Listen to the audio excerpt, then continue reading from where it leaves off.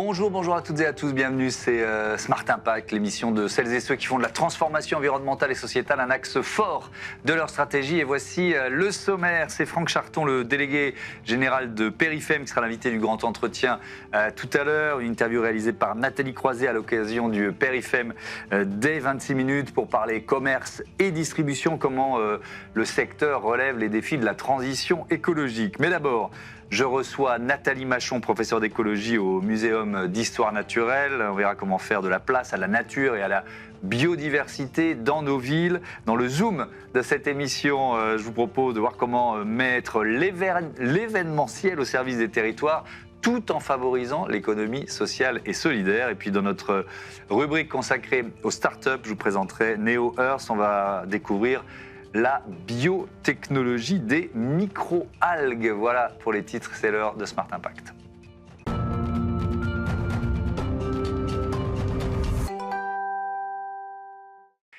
C'est le Zoom de ce Smart Impact. On explore le secteur de l'événementiel, comment le mettre au service des territoires, tout en pariant sur l'économie sociale et solidaire. Bonjour Sarah Ouattara, bienvenue. Bonjour Thomas, merci beaucoup. Vous êtes la fondatrice de Samara Facilities que vous avez créé il y a 10 ans, en 2016, donc déjà bon anniversaire. Merci. Pourquoi vous l'avez créé? C'est quoi l'idée de départ?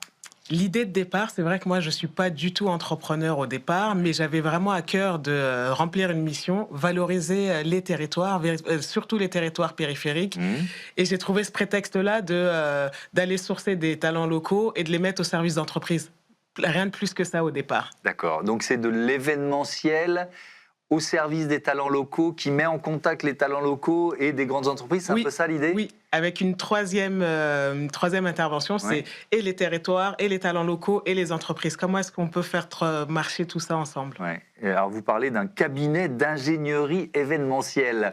Comment il fonctionne ce cabinet d'ingénierie événementielle? Alors concrètement, c'est vrai qu'une agence événementielle classique, elle a déjà une grosse mission d'organisation et de chefferie de projet pour des événements. Mais au-delà de ça, nous, on est beaucoup en amont sur la conception, sur comment créer une chaîne de valeur qui va permettre à un événement, quand il est livré, d'avoir vraiment un impact sur l'économie locale et d'avoir un impact concret sur ces talents de l'économie de proximité, les artisans, chantiers d'insertion, PME familiales, etc.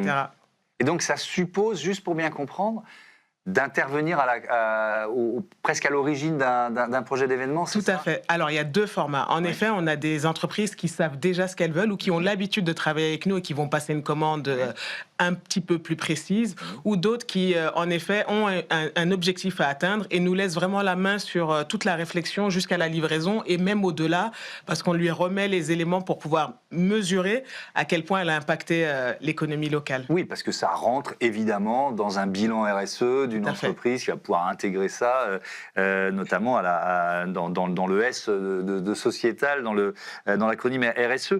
Donc, d'une certaine façon, vous êtes en prise avec l'économie sociale et solidaire. C'est peut-être pas le mot que vous aviez en tête quand vous avez créé Samara Facilities, mais finalement, vous vous rendez compte que vous faites partie de cette économie-là? Tout à fait, vous avez tout à fait raison, c'est qu'au départ, on ne se définissait pas comme cela.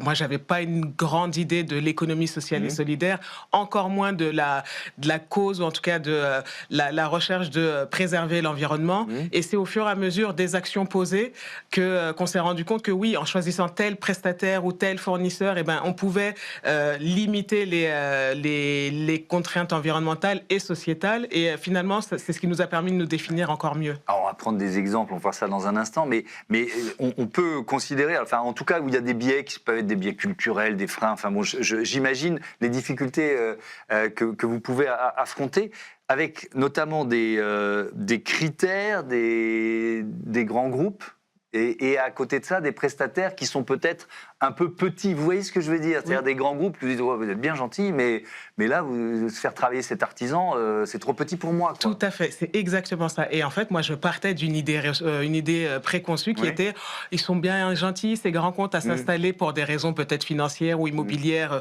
en marge de Paris. Et elles font même pas l'effort de s'ancrer sur un territoire, alors qu'au final, en effet, qui dans une grande entreprise a un bâton de pèlerin pour aller détecter l'artisan d'excellence ou le le prestataire qui leur Parce faut. qu'il y a des standards de ces grands groupes, de ces grands comptes auxquels il faut répondre. Exactement. Et en effet, ces talents locaux qui ont l'aspiration, ou même pas, qui se disent que c'est impossible de travailler pour un grand compte, et ben finalement, moi, je suis la cheville ouvrière qui permet la rencontre de ces deux mondes-là. Alors, on va prendre des exemples, des réalisations un peu emblématiques pour bien comprendre ce que vous faites. Alors, en termes de référence, c'est vrai que moi, parce que là, vous fêtez vos 10 ans, donc il y a moyen de regarder un peu dans le rétro et de se dire, tiens, ça, c'était quand même très réussi. Ou emblématique de ce que vous voulez faire. Alors, je suis jamais totalement satisfaite, c'est pour ça qu'on continue. Mais pour vraiment comprendre le métier de notre cabinet, au début, j'ai eu un échange avec une directrice d'une grande société, directrice de la communication, qui voulait absolument avoir un traiteur pour lequel étaient mobilisés des jeunes en insertion. On n'a jamais parlé de la qualité ou des nombres de pièces à déguster. Et le jour de l'événement, elle est à côté de moi, elle croque dans une bouchée et elle me dit « et en plus, c'est bon !» Et en fait, là, c'est ça le cœur de métier de Samara, c'est comment réconcilier des mondes, comment créer une relation et comment rassurer ces grands comptes et permettre aux talents aussi de faire la démonstration de leur savoir-faire. En termes de réalisation, moi, je suis très heureuse d'avoir été un des membres importants sur la plus grande fan zone de Paris 2024, par exemple, d'avoir eu à organiser des événements à l'Opéra Garnier également, d'avoir pu... là, on est pour coller à l'actualité, on sort là d'une séquence où pour un gestionnaire de parc d'activité, pour la journée des droits des femmes, on a organisé une série de tables rondes sur un sujet qu'on a proposé, celui de l'indépendance financière des femmes, et de bout en bout, qu'il s'agisse du choix des fleurs, du choix du traiteur, du choix de la bâche qui va être recyclée, qu'il s'agisse également du choix des intervenantes, tout est venu de notre proposition et tout a un impact sur l'économie locale. C'est ça, en fait, notre promesse. Est-ce que vous voyez le regard changer entre justement les a priori de départ et la réalisation, ce que vous racontiez tout à l'heure, et en plus c'est bon. Et en plus c'est bon. Et de toutes parts, j'ai un changement de regard, c'est que le talent local se dit déjà on va pas très bien me payer, ensuite ça va pas être utile et ça va pas me valoriser. Et ils sont rassurés aujourd'hui. Et de l'autre côté, les grandes entreprises, souvent, quand on me sollicite pour la première fois, on me commande un petit déjeuner, un petit coffret cadeau, un plateau repas. Je pense que c'est le test. Exactement, c'est le test. Et aujourd'hui, je me rends compte que tous les clients qu'on a rentrés, ce sont des clients qui restent. On les a gardés. Il n'y a aucun client qui a disparu. Et encore mieux que ça, mes clients recommandent les futurs clients de Samara Facilities. Si j'étais un peu provocateur, je dirais qu'ils font appel à vous pour la bonne conscience, la première fois, et puis ensuite, parce qu'il y a de l'efficacité, parce qu'il y a un retour sur investissement, parce que leur marque entreprise en profite. Comment vous l'analysez, ça ? Oui, tout à fait, tout à fait. Moi, ce que je voulais absolument pas, et c'est pour ça qu'on s'est constitué en entreprise dès le départ, un tel brief, une entreprise créée par une jeune fille originaire de banlieue qui veut valoriser les territoires, ce qui est à créer en Seine-Saint-Denis. Tout de suite, on tombe peut-être un peu dans le pathos et dans ce qui est dédié au monde de l'association. Et je voulais que ça soit une entreprise pour que la relation soit vraiment gagnant-gagnant. Voilà, exactement. On est vraiment là sur un enjeu économique. Et c'est vrai que dans ce premier temps-là, ils sont vraiment quelle pièce je vais pouvoir mettre, quel rapport, quelle ligne je vais pouvoir rajouter à mon rapport. Et finalement, on devient vraiment incontournable finalement pour nos clients parce qu'on devient la boîte à outils, le petit détail qui fait la différence. Et voilà la relation. Est-ce que vous sentez quand même quand les fluctuations économiques, quand une crise économique démarre, et on est peut-être en train d'en démarrer une nouvelle, l'événementiel, ça peut être un peu la variable d'ajustement. Est-ce que vous le ressentez, ça ? Tout à fait. Là, on me demande comment se passe l'activité. On travaille, c'est très bien actuellement, mais je sais que dans les prochains mois ou peut-être dans une année, il y a une grande claque qui se prépare. On est préparé à ça. C'est-à-dire que je sais que l'activité tourne actuellement, mais le contexte, on le sent parce que de plus en plus, on réfléchit un peu plus à reconduire tel projet, on rétrécit un petit peu les budgets et on sent que les entreprises sont un peu plus frileuses. Et l'événementiel ou la communication sont des lignes qui sautent les premières dans ces situations. Ça vous est déjà arrivé dans cette décennie d'expérience de vivre une période comme ça ? Parce qu'il y a eu, Covid. Non, mais on a la mémoire courte parfois, mais Covid, forcément, Covid, tout s'arrête. Oui. Bon. Covid, tout s'arrête. Ouais. Nous, on était... alors, après coup, pour moi, c'était une très bonne période, parce que ça nous a permis de revoir le modèle, de mieux s'installer. De se poser, de réfléchir Exactement. à ce qu'on veut faire. J'avais jamais décidé de m'adresser essentiellement aux grands comptes, mais finalement, c'est le discours qui les intéressait le plus. Ouais. Et le Covid, ça a été une période où nous, on est en état de mort cérébrale. On peut poster de temps en temps des posts sur LinkedIn, mais il se passe rien. En fait, 2 semaines avant, on devait signer un gros contrat, puis plus rien. Mais c'est finalement, après coup, c'était une période plutôt positive. Ouais. Et les conséquences de la guerre en Ukraine, de la période inflationniste, vous l'avez ressenti aussi, ça? Oui, là, on sort de la période de fin d'année. On avait des marchés de Noël qu'on organisait sur 3 jours pour des clients. Cette année, sur certains sites, c'était 2 jours, plutôt une journée, avec un budget plus rétréci. Donc, en effet, ça a un impact sur notre activité. Alors, je reviens au cœur de votre activité. On a beaucoup parlé des grands comptes, des grandes entreprises avec lesquelles vous travaillez, et un peu moins du tissu local et de ces artisans, de ces associations, de ces entrepreneurs. Comment vous les choisissez, sélectionnez, pour qu'ils soient à la hauteur des enjeux et de la qualité que vous vendez à vos clients, en fait? Alors, aujourd'hui, on a un réseau d'à peu près 150, presque 200 talents locaux. Ouais. Au début, ça a été vraiment d'aller au contact chez les uns et les autres pour pouvoir les identifier, les tester, échanger avec eux. Moi, mon intérêt, c'est de ne pas les mettre en difficulté, de les soulager un maximum et de leur permettre aussi de faire la démonstration de leur savoir-faire. Donc, c'est un peu comme ça que ça s'organisait. Et aujourd'hui, on a la possibilité on a des talents qui viennent à nous directement. Et une chose que je répète à chaque fois, qu'il s'agisse d'un chantier d'insertion ou d'une PME qui est déjà bien installée, la qualité de la prestation doit être parfaite. Il n'y a aucune concession là-dessus. Oui, c'est pas parce que c'est un chantier. Il n'y a pas d'excuse. Oui, c'est pas parce que c'est un aucune chantier excuse. d'insertion, J'accepte quoi. pas de la part des talents locaux des excuses parce que ça entraîne toute l'image des territoires qu'on veut mettre en valeur. Ouais. Est-ce que certains de ces prestataires ou de ces artisans, ils sont en train de grandir, ils ont grandi avec vous? Oui, je suis hyper fier parce qu'il y a quelques traiteurs, notamment. Alors, on a une grosse partie qui est dédiée au sourcing de femmes entrepreneurs. Et c'est vrai que j'avais commencé avec une jeune pâtissière qui passe, et pas exclusivement grâce à nous, mais grâce au flux de commandes et au volume des commandes, finalement a pu prendre un laboratoire, le développer, recruter. Pareil pour des traiteurs indépendants qui proposent en plus une cuisine saveur du monde, qui n'est pas forcément la plus mise en lumière. Donc, en effet, oui. Comment vous voyez la suite? Est-ce qu'on peut, entre guillemets, industrialiser le modèle? C'est la belle et c'est la bonne question. Moi, je suis ouverte à toutes les réflexions. C'est ce que j'essaye de voir parce que je fonctionne vraiment en village. C'est comment est-ce que le cabinet se transpose un peu partout. Et après, quand on travaille avec des entreprises telles que Randstad, Caisse d'épargne, VP ou d'autres, on est obligé aussi de les suivre partout en France parce qu'elles sont grandes et disponibles partout. Donc, en effet, on est déjà au-delà de la région parisienne, mais on réfléchit sérieusement à quel modèle peut nous permettre de contenir cet ADN. Merci beaucoup, Sarah Ouattara. Bravo et à bientôt sur Be Smart for Change. C'est l'heure du grand entretien de ce Smart Impact. Alors, un peu particulier parce qu'il a été réalisé par Nathalie Croiset avec Franck Charton, qui est le délégué général de Perifem, l'association qui fédère les acteurs du commerce et de la distribution. C'était à l'occasion du Perifem Day.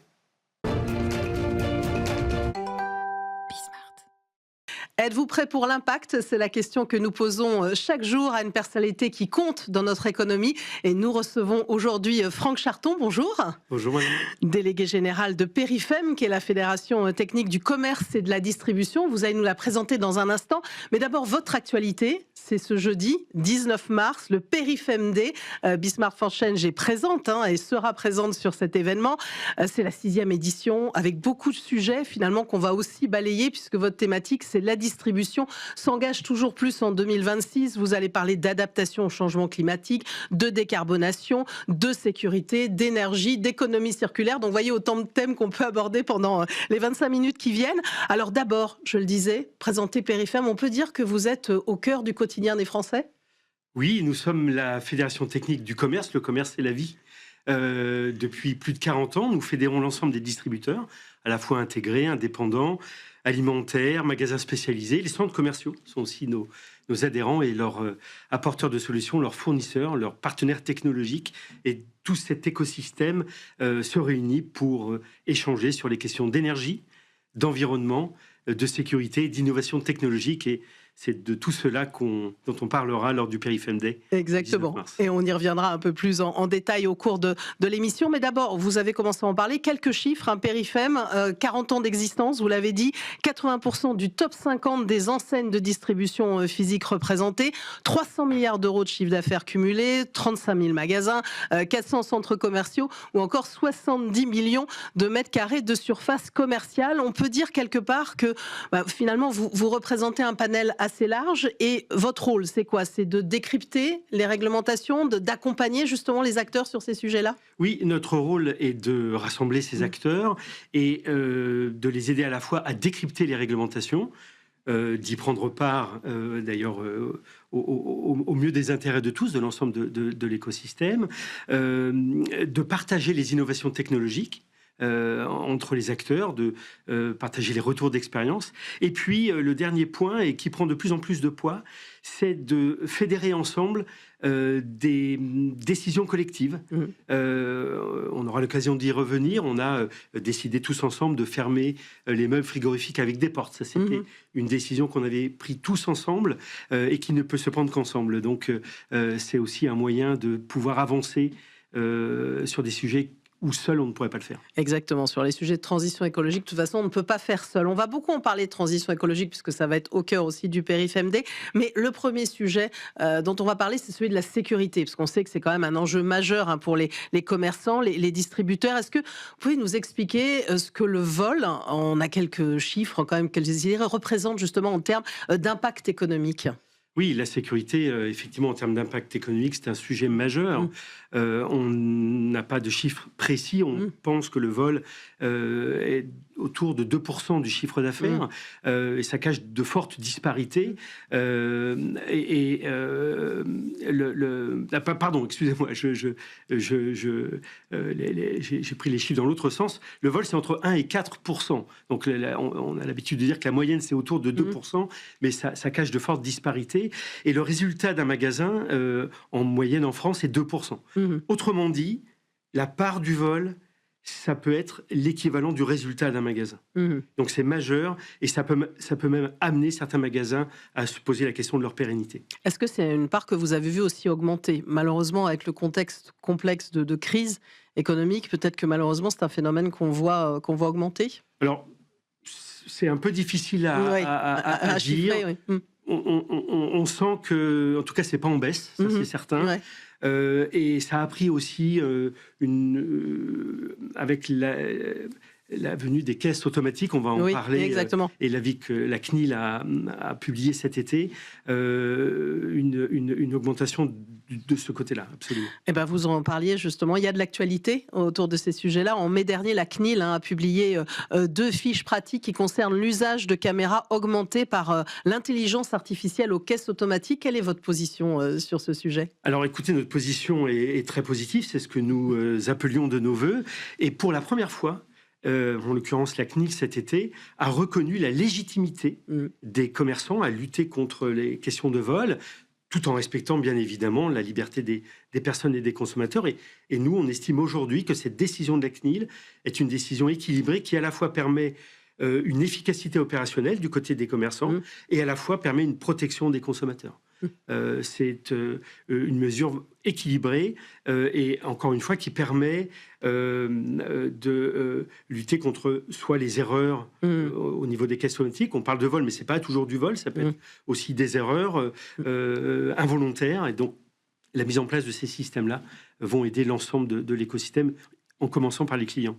Et il y a décidément beaucoup d'actualités avec cette proposition de loi aussi qui est portée par le député Paul Midi, qui là est sur la surveillance algorithmique dans les commerces jusqu'à fin 2027, avec quand même, j'imagine, beaucoup de questions qui se posent sur les questions de données, de reconnaissance faciale, enfin tout ce qui est lié évidemment à ces sujets d'IA.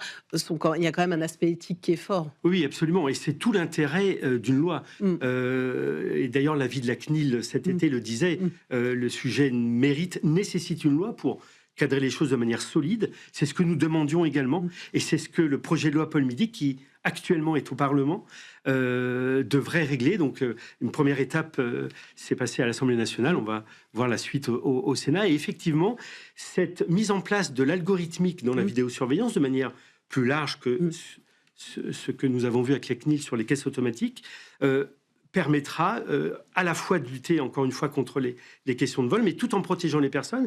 Et des garde-fous très importants ont été mis dans ce projet de loi Paul Midi, notamment pas de reconnaissance faciale, Oui. des technologies qui doivent être certifiées.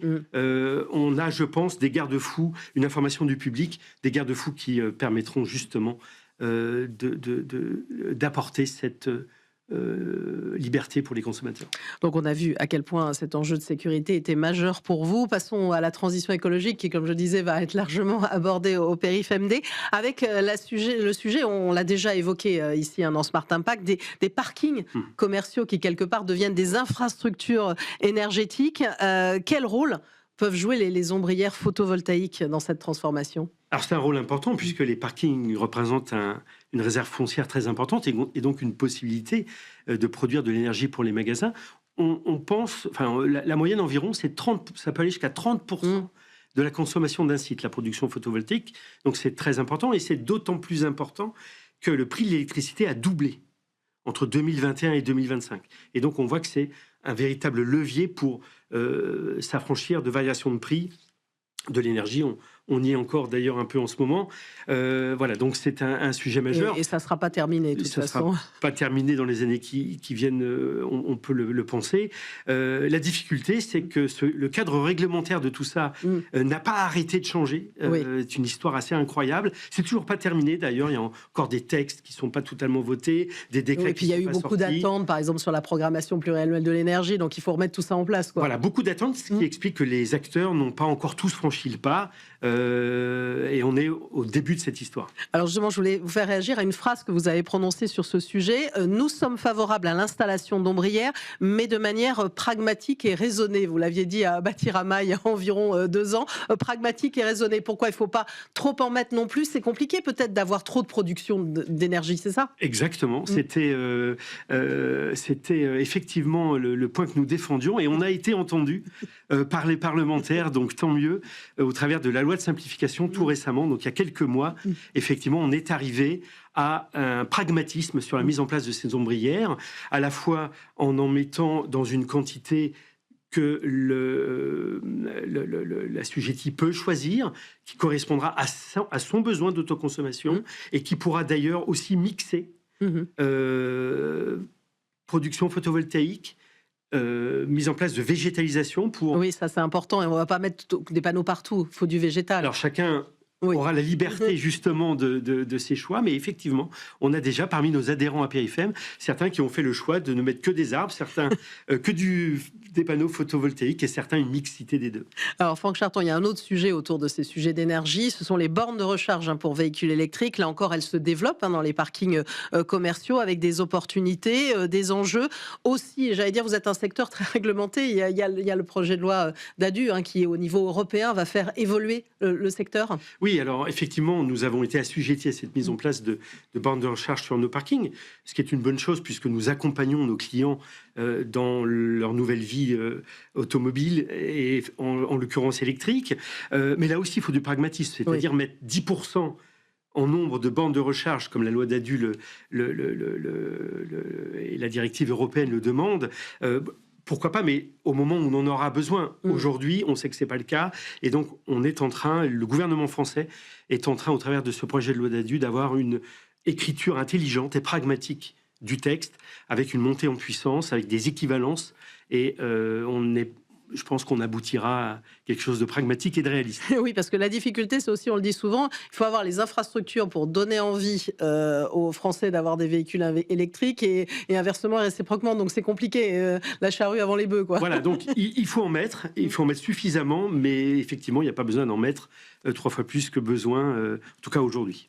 Autre sujet, je vous le dis décidément, vous êtes un secteur avec très contraint, on va dire, par la réglementation, mais qui pousse aussi finalement à agir, même s'il y a des démarches volontaires. Le décret tertiaire, ça c'est un défi majeur pour les commerces. Est-ce que vous n'estimez pas quand même que les contraintes sont très très lourdes? Oui, alors les contraintes sont très très lourdes. Ce que je peux dire déjà sur l'aspect réglementaire, c'est que vous avez raison de le souligner, notre secteur est assujetti à de multiples réglementations et notre secteur est historiquement très légaliste. Donc, c'est un driver fort de notre activité, y compris à Périphem. Ce qui n'empêche pas d'ailleurs d'avoir aussi des démarches volontaires, ce qu'on a fait sur le protocole de sobriété énergétique en 2021, par exemple. Mais sur la partie réglementaire, notre objet, c'est aussi d'arriver sur des démarches pragmatiques. On en parlait sur les bornes de recharge, on en a parlé sur les panneaux photovoltaïques, et sur le décret tertiaire, c'est ce que nous souhaiterions.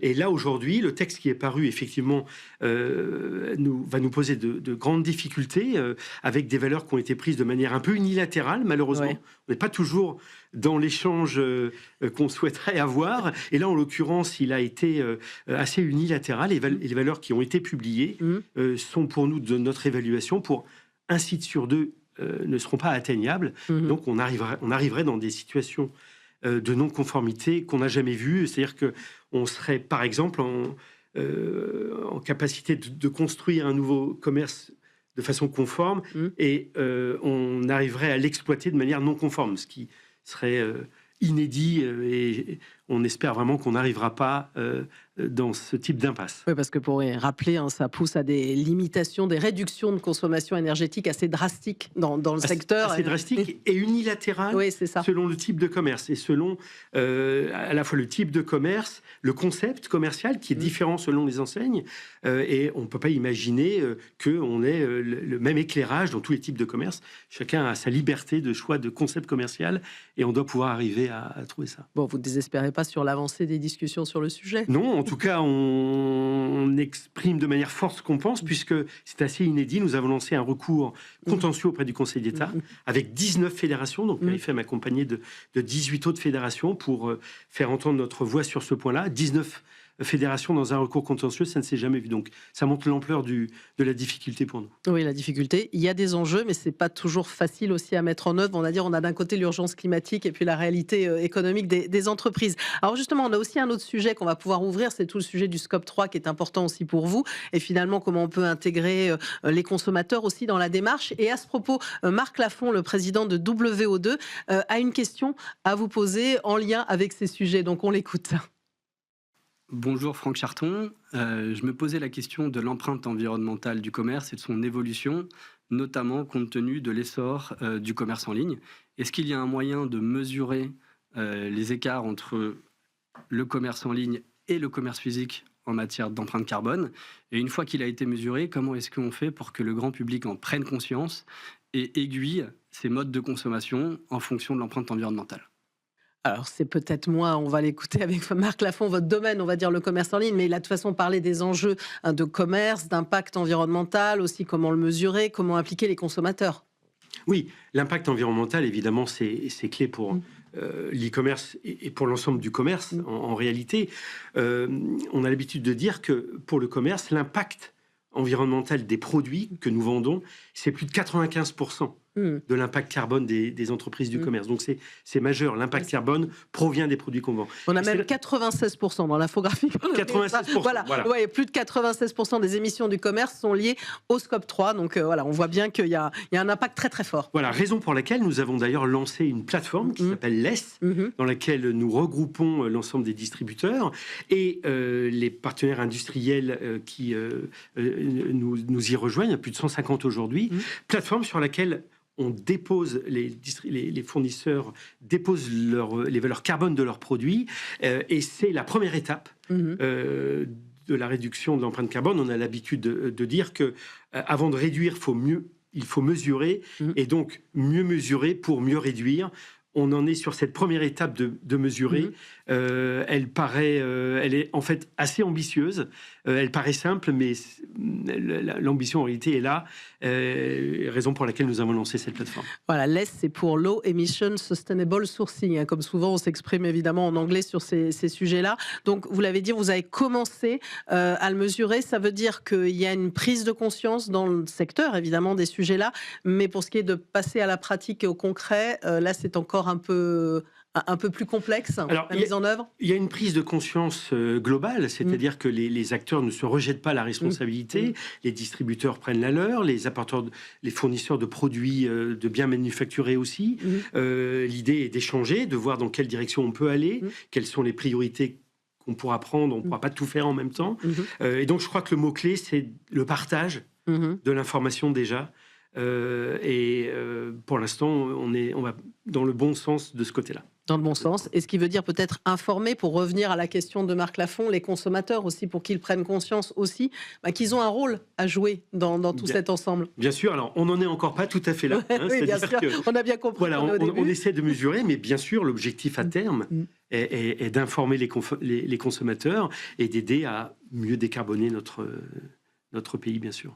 Alors, il y a un autre sujet, et on l'a vu malheureusement récemment avec les inondations qui se sont produites, et on a vu des centres commerciaux qui évidemment étaient noyés, inondés. L'adaptation du commerce au changement climatique, ça aussi, c'est un sujet qui est en train de monter en puissance parce que vous êtes particulièrement exposé. Oui, on est particulièrement exposé. On a fait de ce sujet-là d'ailleurs le sujet de notre année 2025. On continue en 2026.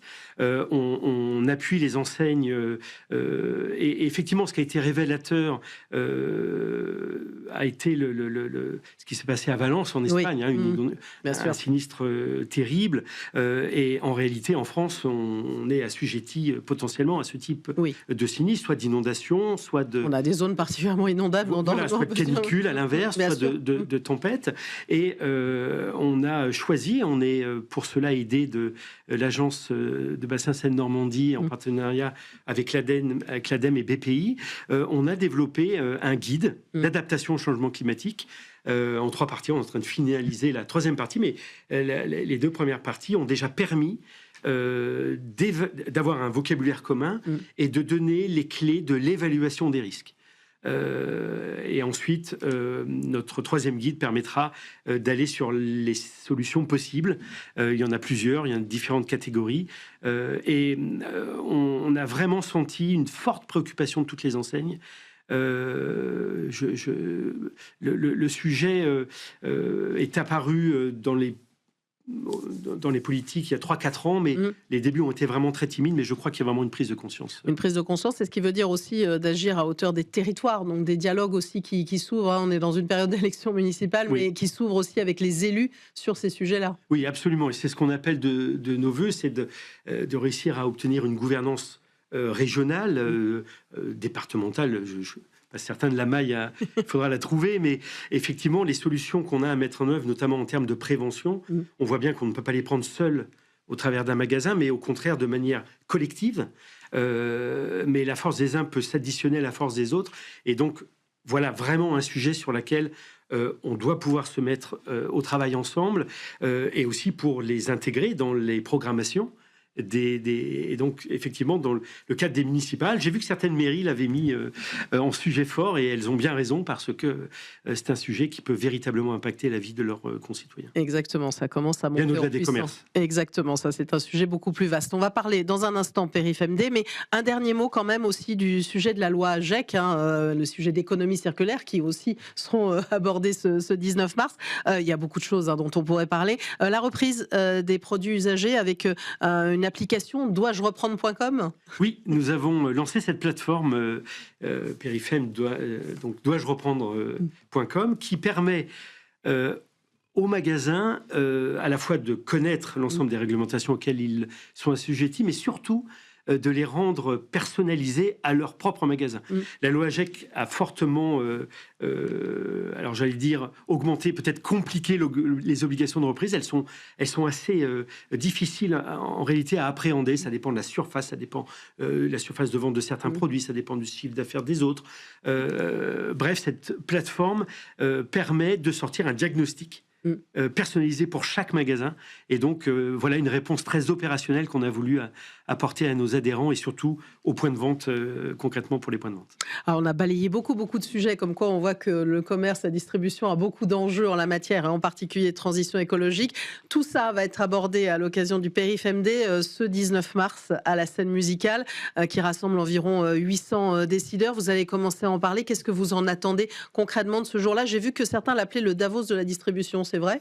Alors écoutez, en toute humilité, je suis peut-être pas le mieux placé pour le dire, mais je suis ravi que certains le pensent. Le PERIFMD, effectivement, c'est la 6e édition, et merci de nous y accompagner. C'est la journée où on regroupe l'ensemble de nos adhérents, l'ensemble des dirigeants de la distribution, l'ensemble des partenaires technologiques, et également l'ensemble des décideurs des pouvoirs publics. Et on échange, on fait des retours d'expérience, on analyse l'ensemble des transformations du commerce, et ça durant l'ensemble de la journée du 19 mars. Et ce qui est intéressant, c'est que vous faites venir justement des acteurs d'autres univers, Yannick Jacquemart de RTE, Julien Dubourg de Citeo Pro, parce que vous le disiez, vous l'évoquez, on ne peut pas y aller tout seul sur ces sujets-là. Non, tout à fait. Le député Paul Midi aussi pour le projet de loi dont on parlait sera présent lors d'une des tables rondes sur le sujet. On a des tables rondes sur l'ensemble des thématiques qu'on vient de citer. Elles sont nombreuses. On a aussi l'ensemble des patrons de la distribution qui seront interviewés sur leur vision du magasin de demain et la volonté de se projeter aussi dans le futur et d'appréhender comment on doit se transformer pour arriver à ces visions-là. Et ici aussi, dans Smart Impact, on présente des solutions et vous mettez certaines en avant à travers les Perifem Awards aussi. Oui, concours de awards au travers de tous nos adhérents. On a le jury demain, donc je vous dirai évidemment pas les retenues, mais je ne les connais pas de toute façon. Il y a eu vraiment des très beaux dossiers. On a eu plus de 90 dossiers cette année. Très beau dossier et effectivement on voit l'ingéniosité de l'ensemble des apporteurs de solutions et aussi ce qui est intéressant au travers de Perifem, c'est que le fait de mettre ensemble les apporteurs de solutions, ils arrivent aussi entre eux à apporter en commun des solutions entre 1, 2, 3 apporteurs de solutions et là on a des dossiers où ils sont 3 ou 4 en réalité ça multipliera peut-être le nombre de trophées, mais à candidater. Travailler ensemble donc sur des solutions anti-gaspillage, optimisation énergétique, etc. Alors finalement, quand je vous écoute, on sent bien, et vous avez votre métier d'origine, évidemment le commerce, la distribution, que vous êtes en pleine mutation et que finalement ça vous oblige, les questions de transition écologique, à aller vers d'autres sujets et vers finalement une transformation du modèle. Comment ça vous impacte ? Alors, ça nous impacte effectivement de manière écologique, de manière économique, de manière organisationnelle. Donc, c'est vraiment un triple impact. Et la partie économique est importante, évidemment. Comment est-ce qu'on peut financer cette transition ? C'est vraiment une question qui se pose. Les types de commerce sont très différents. On a des commerçants intégrés dans des grands groupes, on a des commerçants indépendants, on a des commerçants franchisés. Et donc, toutes ces typologies abordent aussi ces problématiques de façon différente. Certains sont en autofinancement, certains sont en tiers investissement. On a vraiment des modèles économiques très différents. On le voit d'ailleurs, poser la question tout à l'heure sur le photovoltaïque, sur les bandes de recharge. On a là des modèles très différents. Oui, puis ce ne sont pas des métiers d'origine, c'est ce que je disais. Ce ne sont pas des métiers d'origine, donc pour certains, ça reste internalisé pour des raisons stratégiques.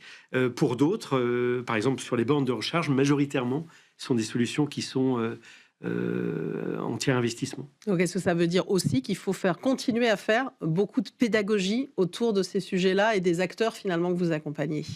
Bien sûr, beaucoup de pédagogie pour à la fois avoir des démarches communes,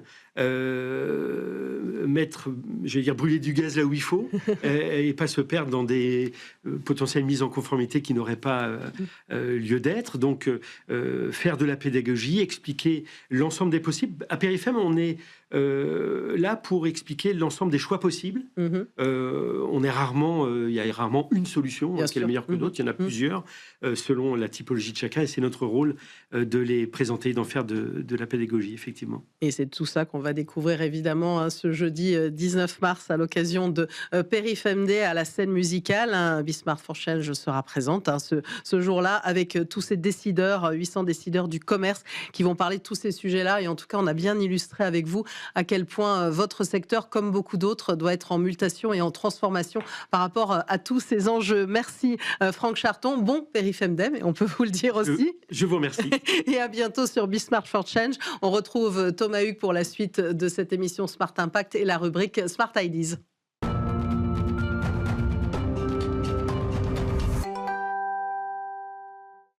Smart Ideas, c'est notre rubrique Startup et Innovation. J'accueille Saïd Iamouine, bonjour. Bonjour. Bienvenue, vous êtes le cofondateur de Neo Earth. C'est un programme lauréat du programme Impact NA20 2025. C'est la French Tech de Bordeaux, Nouvelle-Aquitaine qui sélectionne chaque année 20 startups de la région. Et votre cofondateur, je vais le citer, il s'appelle Charles Antoine Bols. Antoine Bols, il me manquait son second prénom. Entreprise créée en 2022. Avec quelle idée? D'où est née l'idée? Écoutez, moi j'ai toujours été passionné par les microalgues et leur potentiel écologique. Ouais. Et très vite, dès mes années universitaires, je me suis spécialisé dans ce domaine-là.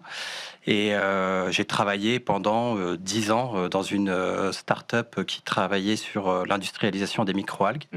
Et j'ai vu qu'il y avait encore un gros verrou sur la démocratisation des microalgues, c'était leur prix. Qui coûte entre 20 et 130 $ le kilo. Donc pour leur permettre d'être une alternative écologique fiable à de nombreux produits issus de la pétrochimie notamment, il fallait réduire leurs coûts. Donc l'idée a été de créer NeoEarth dans l'esprit et pour travailler sur la réduction des coûts de production. Alors pour bien comprendre, ces microalgues, qu'est-ce que vous en faites? Vous les transformez et peut-être quels usages on va en faire? Écoutez, oui, nous on les transforme en fait, les microalgues, on augmente leur rendement, on fait ce qu'ont fait les agriculteurs en fait pendant plus de 5000 ans sur le maïs notamment, le blé, on les domestique pour augmenter leur rendement. On a déjà travaillé sur des molécules pour la cosmétique, notamment un pigment qui est l'antioxydant le plus puissant du milieu naturel, où on a augmenté son rendement de 100%. Donc ce qui lui permet de drastiquement réduire son coût. Avec est-ce qu'il y a une innovation, un procédé technologique, peut-être breveté, que vous utilisez? Pas breveté. Pas encore breveté, d'accord. On ne souhaite pas le breveter. On dit que c'est notre recette du Coca-Cola, en fait. On la garde secrète. Ok, d'accord. Mais on a mis au point un procédé qui permet de faire évoluer les souches de microalgues dans une direction pour augmenter leur rendement. C'est un procédé qu'on a qualifié de darwinien, en fait, dans lesquels on les fait évoluer naturellement. Ouais, alors vous en êtes tout de votre développement aujourd'hui? Écoutez, on a déjà développé 3 souches pour 3 marchés différents qui sont actuellement en phase d'industrialisation. On a développé, donc, comme je vous l'ai dit, cet antioxydant. Vous le prenez et vous arrêtez de vieillir, littéralement.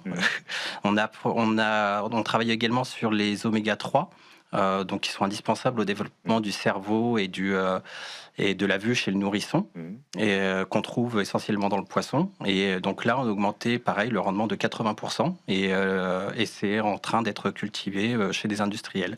Et la troisième, c'est les protéines, donc alternatives aux protéines animales, où là, on est sur une augmentation de rendement de 53%.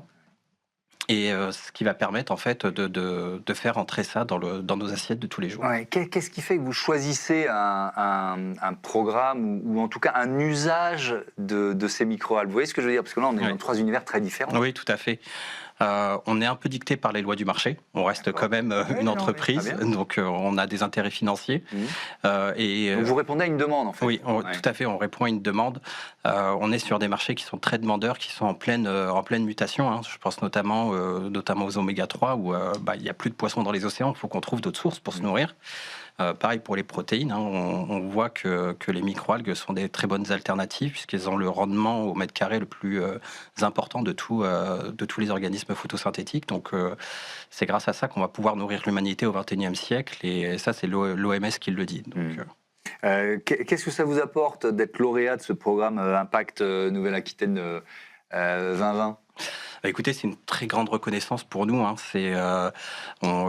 Depuis notre création, on voit je voyais souvent les lauréats, et c'était avec une certaine admiration que je les voyais. Je m'espérais un jour peut-être y être. Et ça a été une très grande reconnaissance de notre développement, puisque on a démarré à 2 littéralement dans un garage. Et aujourd'hui, on a 300 mètres carrés de laboratoire et on a 15 salariés.